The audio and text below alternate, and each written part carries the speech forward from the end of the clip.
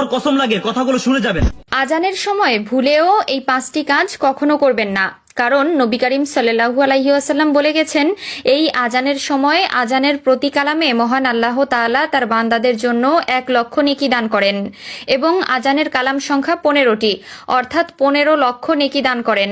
তাই যদি আজানের সময় আপনি জেনে বা না জেনে যেভাবেই হোক এই কাজগুলো করতে থাকেন, তাহলে আপনার জীবনে নেমে আসতে পারে বড় ধরনের যে কোনো প্রতিবন্ধকতা।